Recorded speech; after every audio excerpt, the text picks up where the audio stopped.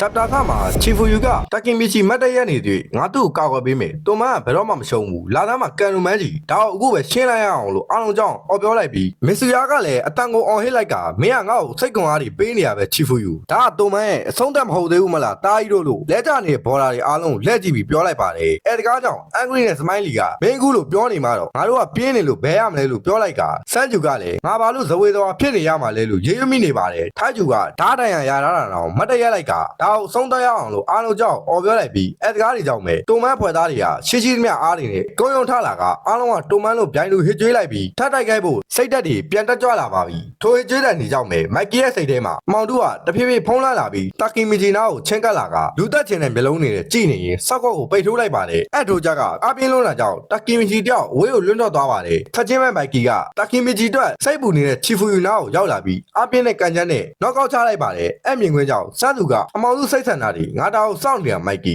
ဒီခိုက်တန်းကလို့ပြောနေတော့စကားမဆုံးခင်ပါပဲမိုက်ကီကစန်းသူရဲ့ခေါင်းကိုအပြင်းလုံးနဲ့ဟိုက်ကင်းနဲ့အမောက်တိတ်လိုက်တော့အားလုံးကတောင်းရသွားပါတယ်ဟမ်းမာကလည်းဘာဖြစ်တာလဲမိုက်ကီသူကမဲဘက်ကလို့ပြောနေပေမဲ့မိုက်ကီကဟမ်းမာကိုပါကန်ချက်နဲ့အမောက်တိတ်လိုက်ပါတယ်မိုက်ကီကအမောင်စုစိတ်ဆန္ဒတွေကြောင့်လုံးဝစိတ်လွတ်နေပြီးသူရှိရလူမိုက်တွေအားလုံးကိုတယောက်ပြီးတယောက်အမောက်တိတ်နေကသူ့ကိုဘယ်သူမှမတားနိုင်ပဲအချိန်ခဏလေးနဲ့အားလုံးကိုအမောက်တိတ်လိုက်တာပါ chapter စမှာမိုက်ကီရဲ့ခလေးဘောကိုပြန်ပြတာပြီးရုပ်တွေနဲ့စော့နေတော့မှမိုက်ကီရဲ့ဖေကစူပါဟီးရိုးအယုတ်လေးကိုလက်ဆောင်ပေးခဲ့ကအဲ့ပစ္စည်းကသူ့ဖေပေးခဲ့တဲ့တခုတည်းသောလက်ဆောင်ဖြစ်ပြီးမိုက်ကီ3နှစ်သားရွယ်မှာပဲအစီအရန်တစ်ခုမှတည်ဆုံးခဲ့ရတာပါတရက်ရောက်တော့မိုက်ကီကတတိယတန်းမှာအတန်မာလုံးဆိုပြီးဂုံစာနေတဲ့ကောင်ကိုကန်ချက်ချက်တဲ့နဲ့အနိုင်ယူခဲ့ပြီးအားတဲ့လူတွေကိုမုန်းတယ်လို့တွေးမိနေပါတယ်မိုက်ကီရဲ့မိကတော့စေယုံတင်ထားရပြီးမိုက်ကီကအမေပြစ်သူရှိမှကျွန်တော်ကတတိယတန်းကကောင်ကြီးတွေနဲ့တွေ့ခဲ့တယ်ပြီးတော့သူ့ကိုအမောက်တိတ်လိုက်တာလို့ဖြူစင်တဲ့ကလေးတယောက်လို့ပြောပြနေပြီးအမေပြစ်သူကဒါအရန်တန်မာတာပဲမန်းကြီးလို့ပြောလိုက်ပါတယ်တပတ်တကအမေနဲ့တွေ့ခွင့်ရခဲ့ပြီးနောက်တစ်ပတ်ထပ်တွေ့ပြီးတဲ့အချိန်မှာလဲသူနိုင်ယူခဲ့တဲ့လူတွေအကြောင်းပြန်ပြောပြနေကအမေသူတို့အားလုံးကရှုံးတာနဲ့ချက်ချင်းငိုတော့တာပဲလို့ပြောလိုက်တော့အမေပြစ်သူကကလေးတွေကလွယ်လွယ်ငိုတယ်လို့ပြန်ဖြေလိုက်ပြီးမိုက်ကီကတားဖေရောလွယ်လွယ်နဲ့ငိုလားလို့ထပ်မေးလိုက်ပါတယ်အမေပြစ်သူကပြန်စဉ်းစားနေပြီးလူမြင်ကွင်းမှာသူငိုဖို့ရလားလို့ရေရွမိနေကတားမိနေအောင်စကားပြောကြတယ်အမေပြစ်သူကမိုက်ကီရဲ့ဖေချောင်းကိုအမျက်ပြောလေးရှိပါတယ်နင်းနေကြနေတဲ့ဆောင်းနေနေတဲ့မှာရှင်နေချီရိုကစေယုံကဖုံးလာတယ်အမေကရေးပေါ်အခြေအနေရောက်နေပြီလို့စိတ်ပူကြီးနဲ့မိုက်ကီကိုပြောပြလိုက်ပြီးအားလုံးကစိတ်ပူသွားကြကစေယုံရောက်တော့ဆရာဝန်ကသူနဲ့စကားပြောခွင့်ရတာဒီတစ်ခါနောက်ဆုံးဖြစ်လိမ့်မယ်လို့ပြောလိုက်ပါတယ်မိုက်ကီကအမေပြစ်သူနဲ့နှစ်ယောက်တည်းရှိနေချိန်မှာတော့အမေကျွန်တော်ဒီနှစ်လေနောက်ထပ်ရံပွဲနိုင်လာတယ်ပြောကြတဲ့လူတွေကအမျက်ငိုတာပဲကျွန်တော်ကဘယ်တော့မှငိုမှာမဟုတ်ဘူးအမေကိုကာကွယ်ပေးပါမလို့အိမ်ကိုပြန်လာခဲ့ပါလို့ပြောလိုက်ပြီးအမေပြစ်သူကမန်းကြီးတို့မင်းမငိုတဲ့အတွက်မင်းကမတန်မာတာမဟုတ်ဘူးတားတော့မှငငယ်တော့ကငိုတန်ခဲ့တယ်ငါ့ရဲ့နှစ်သားလေးမင်းလောက်ခဲ့သမျှငိုနေရပဲလို့ပြောလိုက်ပြီးမျက်ရည်တွေဖြည်းဖြည်းစီးကျလာပါတယ်အဲဒါကြောင့်မိုက်ကီကဘာတွေပြောနေရလဲအမေကျွန်တော်ကလေးဘွားတော့အကြောင်းတွေမပြောနဲ့လို့စိတ်တူကြီးပြန်ပြောနေပြီးနောက်တော့ရကြမှာတော့အမေပြစ်သူကကွယ်လွန်သွားပါတယ်ဇာပနာခန္ဓာမှာစာနုမီသားစုဝင်တွေအားလုံးကငိုကြွေးနေကြပြီးမိုက်ကီဖြစ်သူက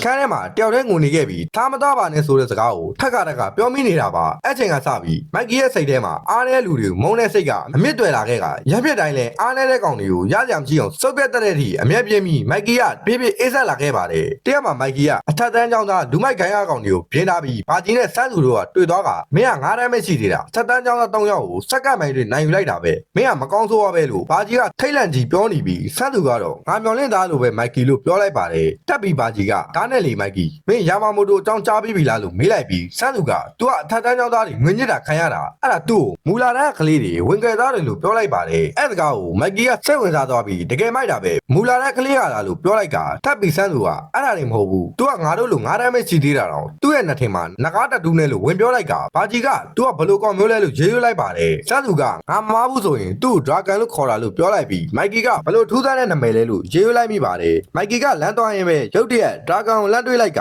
အချင်းချင်းကြောင်ကြည့်နေပြီးငါတန်ပါတဲ့လူတွေကိုကြိုက်တယ်လို့တွေးမိနေပါတယ်6တန်းနဲ့နွေရာသီပိတ်ရက်တစ်ခုမှာဒရာဂန်ကမိုက်ကီစီရောက်နေပြီးမိုက်ကီကရေချိုးနေတာကြောင့်အပေါ်တန်းမှာစောင့်နေဖို့လမ်းအောင်ပြောနေပါတယ်ဒရာဂန်ကအမ်မာကိုတွေ့တော့နေရသူ့ညမလားငါသူ့တငယ်ချင်းဒရာဂန်လို့လူမယုံနဲ့ပြောလိုက်တာကြောင့်အမ်မာကကြောင်တော်ဖြစ်သွားပြီးငါအမ်မာပါလို့ပြန်နှုတ်ဆက်လိုက်ပါတယ်ထပ်ပြီးဒရာဂန်ကနေအိမ်တန်ရှေးတွေလုံနေရလားလို့မေးလိုက်ပြီးအမ်မာကလည်းပစ္စည်းတွေမနိုင်မနေနဲ့ဟုတ်တယ်အဖိုးကအသက်ကြီးနေပြီဆိုတော့လို့ပြောနေတော့စကားမဆုံးခင်မှာပဲဒရာဂန်ကပစ္စည်းတွေကိုလန့်ယူလိုက်ပြီးနေရတကယ်ပဲမိုက်ကီနဲ့မောင်နှမလားသူ့လိုလည်းမတန်ပါဘူးလို့ပြောရင်းပြောလိုက်တော့အမ်မာလေးကချက်သွားပါတယ်ထိုချိန်မှာပဲမိုက်ကီကရေချိုးပြီးတာကြောင့်အပြင်ထွက်လာကမင်းငါအကြောင်းချီးတွေပြောနေရလားလို့ပြောလိုက်ပြီးဒရာဂန်ကလည်းခဏနေရင်ငါရဲ့တွေးတော့ညီကိုတွေနဲ့ဖះเจ้าမှာတောတွေ့မယ်လို့ပြန်ပြောလိုက်ပါတယ်မိုက်ကီကမင်းကအရင်ကသူ့ကြောင့်ပြောပြဘူးတယ်မလားအဲ့ဒါဘလူးပါလေးလို့ပြောလိုက်ပြီးဒရာဂန်ကလည်းငါမင်းကိုသူနဲ့တွေ့နေခြင်းတယ်လို့ပြန်ပြောလိုက်ပါတယ်ဖះเจ้าမှာတော့ဘာကြီးကဒရာဂန်ရဲ့တွေးတော့ညီကိုမင်းနဲ့လှုပ်ဖို့မျှော်လင့်နေမယ်လို့ပြောလိုက်ပြီးမီဆ ဆူယာကလည်းတွေ့ရတာဝမ်းသာပါတယ်လို့ဝင်ပြောလိုက်ပါတယ်ပါကလည်းကာသူတူရာကိုကြိုးသွင်းနေပြီးကာသူတူရာတယောက်ကကြောင်ကြည့်နေမိပါတယ်ဘော်ဒါတွေ6ယောက်လုံးက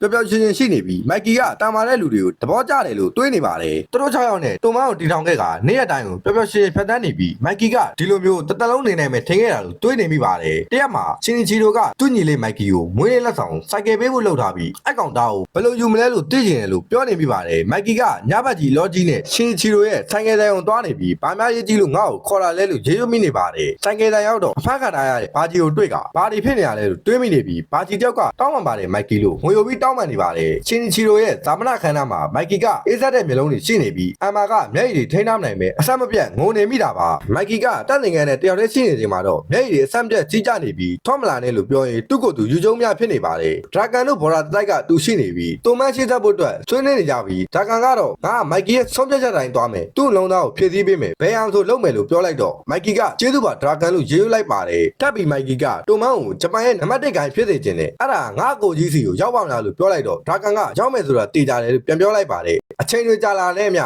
Smiley Angry ဟက်ကိုင်ပီယန်ချီဖူယူမူချိုစန်းသူတို့ပါတိုမန်နဲ့ရောက်လာခဲ့ပြီးတိုမန်ကတဖြည်းဖြည်းကြီးထွားလာခဲ့ကကံကြမ္မာကိုပြောင်းလဲနိုင်မဲ့လူနှစ်ယောက်လည်းပေါ်လာခဲ့တာပါကံမောင်ပေါ်မှာတာကီမီချီဒရာဂန်မိုက်ကီတို့ကစပိန်တူစီးနေပြီးမိုက်ကီကငါမှာငါထက်10နှစ်ကြီးတဲ့အကိုတယောက်ရှိတယ်သူကနမောင်နမဲနိုင်တဲ့လူပဲသူထက်တန်မာတဲ့လူတွေကိုစိန်ခေါ်ပြီးဘာမှမဟုတ်သလိုတိုက်ခိုက်တယ်လို့ပြောလိုက်ပြီးတာကီမီချီကသူကတော်တော်မိုက်တဲ့လူပဲလို့ပြန်ပြောလိုက်ကမိုက်ကီရဲ့စိတ်ထဲမှာတော့ငါခွန်အားလွဲပြီးခြားတစ်ခုရှာဖွေနေရလို့တွေးမိနေပါတယ်ပြီးတော့မိုက်ကီကသူ့ဘဝကိုပြောင်းလဲစေမယ့်ကီဆာကီနဲ့တွေ့ခဲ့ပြီး2005ဇွန်လ25ရက်နေ့ကိုရောက်တော့ကီဆာကီကငါမင်းကိုလာခိုင်းရလို့တောင်းပန်ပါတယ်မိုက်ကီငါပေါ့ထောင်ထဲရည်ထုတ်ပေးမယ်ငါစီမှာပါနေရကိုစားတော့ဖို့လူတယောက်ရှိတယ်သူကငွေပေးရင်လိမ့်လေထွက်ထုတ်ပေးမယ်လို့ပြောရတယ်လို့မိုက်ကီကိုပြောပြနေပြီးဘာကြီးတယောက်ကမျက်ွယ်တင်နေရကနေနားထောင်နေပါတယ်26ရက်နေ့ရောက်တော့တိုမန်ထပ်ပိုင်းကောင်းဆောင်တွေကစားတော့ဆိုင်တစ်ခုမှသူရှိနေပြီးဒရာဂန်ကမင်းတကယ်ပဲကီဆာကီကိုတိုမန်နဲ့ထည့်ချင်လာလားငါခွင့်မပြုဘူးအကောင်မကြိုက်ဘူးသူ့မှာဖုံးကွယ်ထားတဲ့ရွေချက်တွေရှိတဲ့ပုံပဲလို့ပြောလိုက်ပြီးမီဆူယာကငါလဲလက်မခံဘူးဒါကမင်းပုံစံမဟုတ်ဘူးလို့ဝင်ပြောလိုက်ကစမိုက်လီနဲ့မူချိုကတော့မိုက်ကီရဲ့သဘောထားကိုမကန့်ကွက်ပါဘူးဘာကြီးကမိုက်ကီကီဆာကီကိုမဝင်ခိုင်းနဲ့အကောင်ကငါတို့လိုရုံရတဲ့လူမျိုးမဟုတ်ဘူးလို့တားနေပေမဲ့မိုက်ကီကသူကငါ့အတွက်အသုံးဝင်တယ်ပြီးတော့သူကပါကိုလွတ်ပေးလို့ရမယ်တခုတည်းတော့အကြောင်းပြချက်ပဲလို့ပြောလိုက်တာကြောင့်ဒရာဂန်တယောက်ကခုံကိုအားပြင်းပြင်းနဲ့ရိုက်ချလိုက်ကမတ်တရက်ပြီးအဲ့ဒါအကြောင်းပြချက်ဆိုရင်ငါဒီကိစ္စကိုပို့ပြီးစန့်ကျင်တယ်ငါတို့ကိုင်းကိုအဲ့လိုမျိုးနင်းနေပတ်ပတ်တွေလုပ်ဖို့ထောင်လာတာမဟုတ်ဘူးပါနဲ့ပတ်သက်ပြီးခုလုပ်ဖို့ကြိုးစားရင်ငါပဲထွက်သွားမယ်လို့ဒေါ်လာကြီးပြောရင်ထွက်သွားပါတယ်မီစီယာကလည်းပါဒီဂျန်ကိုကြိုက်မယ်မထင်ဘူးလို့ဝင်သတိပေးလိုက်ပြီးမိုက်ကီကအေးဆက်တဲ့မျိုးလုံးတွေရှိနေကတန်မာယုံနဲ့မလုံလောက်ဘူးလို့တွေးမိနေပါတယ်ရက်အနေငယ်ကြတော့ကီဆာကီနဲ့မိုက်ကီကမြေကမ်းပေးနားမှာအတူရှိနေပြီးမိုက်ကီကကီဆာကီငါမင်းကိုသဘောကျတယ်တိုမန်လူတွေကအားလုံးကောင်းကြတယ်သူတို့ကရန်ကောင်းမိမယ်တခုတော့ငါနားမလည်နိုင်ဘူးငါလုံသားထဲမှာမှောင်မိုက်နေတဲ့အရာတခုရှိတယ်ခါတလီအဲ့အရာကချက်ထွင်းပြီးအရာအလုံးကိုဖျက်ဆီးဖို့လုံးဝတုံးအားပေးနေတယ်ငါရဲ့အဲ့ပိုင်းနဲ့ငါမင်းကိုအနားမှာရှိနေစေချင်တယ်ငါ့ကိုလမ်းပြပေးပါကီဆာကီလို့ပြောလိုက်ပြီးကီဆာကီကတေချာရဲ့လားလို့ပြန်မေးလိုက်တာကြောင့်မိုက်ကီကလည်းရတယ်ငါကျူးမဆိုင်ဘူးလို့ပြန်ပြောလိုက်ပြီးအတွေးထဲမှာတော့တန်မာယုံနဲ့မလုံလောက်ဘူးငါလိုအပ်တာအမောင်တို့ပဲလို့တွေးမိနေတာပါအော်တိုဘာ1ရက်နေ့ရောက်တော့ကျွန်တော်တို့အားလုံးသိထားပြီးသားဖြစ်တဲ့ဖယ်ဟာလာနဲ့တိုမန်ကတိုက်ခိုက်နေကြကဘာကြီးတယောက်ဓာတ်တို့ခံရပြီးတိတ်ဆုံးသွားချိန်မှာကီဆာကီရဲ့တွေးတိုးစကားကြောင့်မိုက်ကီကအမောင်တို့ဖုံးလွှမ်းတာကိုခံလိုက်ရကကာဇူတိုရာကိုတပ်ဖို့လုပ်နေပေမဲ့တာကီမီချီကြောင့်ပဲပုံမှန်တီးစိတ်ကိုပြန်ရလာခဲ့တာပါမိုက်ကီတယောက်က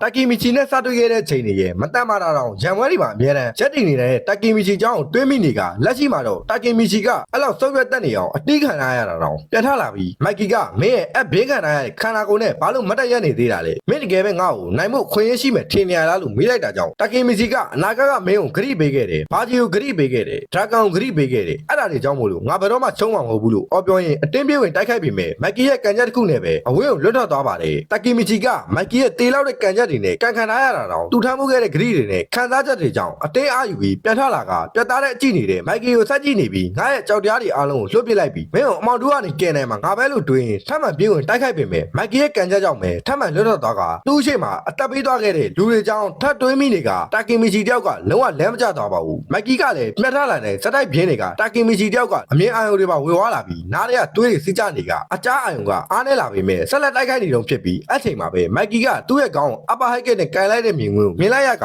မြင်ကွင်းတစ်ခုလားဘယ်တော့ပြစ်မှာလဲလို့ကြောင်ပြီးစဉ်းစားနေတော့မှာပဲမိုက်ကီကလုံးဝလင်းမြန်တာကြောင့်ချောင်းချိန်တောင်ပြလိုက်ပဲဟိုက်ကနဲ့ဆော့ကော့ကိုဖျက်ကန်တာခံလိုက်ရပါတယ်တာကီမီချီကအနာကဗီဂျင်တစ်ခုမြင်လိုက်ရတာကြောင့်နောက်တစ်ချိန်ပြတ်ထားလာတဲ့အချိန်မှာတော့အဲ့ဒါကမင်းမရှိနေရအကုန်မဲလားလို့ယုံကြည်မှုအပြည့်နဲ့ပြောလိုက်ပြီးမိုက်ကီကမင်းတိမ်မှာတေးကြတယ်လို့ပြန်ပြောလိုက်ချိန်မှာပဲနောက်တစ်ကန်ချက်တစ်ခုနဲ့တိုက်ခိုက်တဲ့မြင်ကွင်းကိုမြင်လိုက်ရပြီးတကယ်တမ်းတိုက်ခိုက်ချိန်မှာတော့မိုက်ကီရဲ့ဟိုက်ကကိုကာလိုက်နိုင်ပါတယ်မိုက်ကီကသူ့ရဲ့အားပြင်းတဲ့ကန်ချက်ကိုတာကီမီချီလိုငပြော့လေးကကာလိုက်နိုင်တာကြောင့်လုံးဝကြောင်ရသွားပြီးတာကီမီချီကငါထင်သားလို့အဲ့ဒါချက်ချင်းဖြစ်တာ ပဲလို့ရေးလိုက်ပါတယ်တာကီမီချီကအချိန်ကြာလာတဲ့မြသူ့ရဲ့စွမ်းအားတွေနဲ့အသားကျလာပြီးမိုက်ကီကိုပြန်ကောင်းနိုင်နေပါပြီချက်ချင်းမဲ့တာကီမီချီကမိုက်ကီရဲ့စက်ကွက်ကိုပြေးထုတ်လိုက်ကမိုက်ကီကရှောင်လိုက်နိုင်ပြီးကောင်နာဟိုက်ကစ်တွေနဲ့စက်ကွက်ကိုဇက်တိုက်တွေကန်နေပေမဲ့တာကီမီချီကကန်ချက်တွေအားလုံးကိုလုံးဝအတိအကျရှောင်နေနေတာကြောင့်မိုက်ကီကငါ့ရဲ့လှုပ်ရှားမှုတွေကိုမြင်နေရတာလားဒီလိုဘာလို့ဖြစ်နေရလဲ तू ကအဲ့လောက်မြန်တာမဟုတ်ဘူး तू အဲ့ဒါကိုဘယ်လိုရှောင်နေနိုင်ရလဲငါမရွေ့ခင်တည်းက तू ရှောင်နေရလားလို့တွေးမိနေပြီးငါ့ရဲ့လှုပ်ရှားမှုတွေကိုမသိနေလို့လားမင်းရဲ့အနာဂတ်ကိုခံမနိုင်တာလားလို့မေးလိုက်ပါတယ်တာကီမီချီကမိုက်ကီရဲ့ကန်ချက်တွေကိုရှောင်နေရင်းနဲ့ပဲမိုက်ကီဒီကောင်ဆောင်ရွက်ချက်နဲ့နောက်ပါဆက်ဖြစ်မလဲမြင်နေရရင်တော့ငါအားကုန်သုံးပြီးရှောင်နေရတယ်ဒီကန်ချက်တွေကိုထိမိရင်ဆိုတဲ့အတွေ့ကငါ့ကိုတုံလို့စေတယ်ဒါပေမဲ့ငါလုံနိုင်တယ်ငါကန်ချက်တွေကိုမှတ်မိနေပြီနောက်လာမဲ့ကန်ချက်လာတာနဲ့သူ့မှာဟာကွာတစ်ခုတွေးလိုက်မယ်လို့တွေးမိနေပြီဟာကွာရတာနဲ့စောက်ကွက်ကိုအားကုန်ထိုးလိုက်တာကြောင့်မိုက်ကီလိုအရှုံးမရှိပြိုင်ဘက်ကင်တော့အဝေးကိုလွတ်လပ်သွားပါတယ်မိုက်ကီကိုလက်ကြောင်ထိုးလိုက်နိုင်တာကြောင့်ကြည့်နေတဲ့လူတွေအားလုံးကလုံးဝအံ့ဩနေကြပြီးချီဖူယူတယောက်ကသူ့ဘဝတာကြီးရဲ့နောက်ကျောကိုကြည့်နေမိပြီးမျက်ရည်တွေစီးကျနေပါတယ်တူမန်းလို့ဒိုင်လူအော်ဟစ်တန်နေကြမှာမိုက်ကီတယောက်ကပြန်ထလာပြီးမင်းဘာလို့ပြန်ရောက်လာတာလဲမင်းဗီဒီယိုမတွေ့ဘူးလားငါတူမန်းလူတွေအားလုံးနဲ့ဟီနာကိုကာကွယ်ပဲလို့ခရီးမပေးခဲ့ဘူးလားအဲ့ဒါကြောင့်ငါ့ကိုတယောက်တည်းထားပေးပါဒါပေမဲ့မင်းပြန်လာရင်ငါလောက်ခဲ့တဲ့မြအားလုံးကအချီးနှီးဖြစ်သွားလိုက်မယ်လို့ပြောရင်ဆက်လက်တိုက်ခိုက်နေပေမဲ့တာကီမီချီကတိုက်ချက်တိုင်းကိုချောင်လိုက်ပြီးကောင်နာလက်တီးတစ်လုံးပိတ်ထိုးလိုက်ကငါဘာလုပ်နေလဲငါသိတယ်အဆုံးသက်တရက်မှာမင်းစိတ်တဲ့အမောင်တို့ကနှဆိုင်လုံးနေတော့တီကန်နီမှာအကူကြီးတောင်းရုံပဲတတ်နိုင်တယ်ငါမင်းကိုကယ်ဖို့ပြန်လာတာဘယ်ဟာမင်းကိုအဲ့လောက်ခံစားရအောင်လုပ်နေရလဲလို့ပြန်မေးလိုက်ပါတယ်မိုက်ကီကလည်းဟက်ကင်နဲ့ပိတ်ကယ်လိုက်ရင်အဲ့ဒါကိုငါသိတယ်ဒါနဲ့ပတ်သက်ပြီးငါဘာမှလုပ်လို့မရဘူးလို့ပြန်ပြောလိုက်ကတာကီမီချီကတော့ကန်ချက်ကိုကာလိုက်နိုင်ပေမဲ့မိုက်ကီရဲ့ကန်ချက်တွေကပုံမအားပြလာတာကိုခံစားလိုက်ရပါတယ်ထပ်ပြီးတာကီမီချီကလွန်ခဲ့တဲ့2နှစ်ငါအချိန်နောက်ပြန်လာတော့မင်းကဒီလိုလူမျိုးမဟုတ်ဘူးဘာဖြစ်ခဲ့တာလဲမင်းဘာလို့ဘာမှမပြောတာလဲလို့ပြောရင်စောက်ကောက်ပိတ်ထိုးလိုက်ပြီးမိုက်ကီကရှောင်းလိုက်နိုင်ကစောက်ကောက်ကိုကောင်နာဟိုက်ကင်နဲ့ပြန်ကန်နေတော့မှာပဲငါဒါကိုအဖြေရှာဖို့ကြိုးစားနေတာကြာပြီဒီမောင်ကျစိတ်ဆန္ဒကဘာလဲဆိုတာဘယ်တော့မှမသိခဲ့ဘူးဒါပေမဲ့နဖျားသုံးပါးစစ်ပွဲပြီးတော့ဝါကာဆာစီကနေသိခဲ့ရတယ်ငါတို့ဒါမူလချိန်လမ်းကြောင်းမှာရှိနေရင်တာကီမီချီမင်းဒီပြဿနာတွေအားလုံးကိုဖျက်ဆီးလာစရာအကြောင်းမရှိဘူးလို့ပြန်ပြောလိုက်ပါတယ်အဲ့ဒါကြောင့်တာကီမီချီကလုံးဝကြောင်ရသွားပြီးမူလချိန်လမ်းကြောင်းမင်းဘာတွေပြောနေရလဲလို့ပြောလိုက်မိကမိုက်ကီကချက်ချင်းမြတ်တာကနေမွေးဖွားလာတဲ့အမောင်စိတ်ဆန္ဒပဲသူငါ့ကိုကယ်ဖို့ကြိုးစားနေရင်အချိန်တော့ပြန်သွားခဲ့တာချင်းနီချီရိုကအချိန်ကူးသူပဲလို့အေးစက်တဲ့အကြည့်တွေနဲ့ပြောလိုက်ပါတယ်အဆုံးထိအချိန်ပေးပြီးကြည့်ရှုပေးတဲ့အတွက်ဗလာတို့အားလုံးကိုကျေးဇူးအများကြီးတင်ပါတယ်ဒီလိုမန်ဂါရီကတ်တွေကိုဆက်လက်တင်ဆက်ပေးတော့မှာမို့လို့ like နဲ့ subscribe လေးလုပ်ပြီးအားပေးခဲ့ပါအောင်နောက်ထပ်ဗီဒီယိုတွေမှာပြန်ဆုံကြမယ်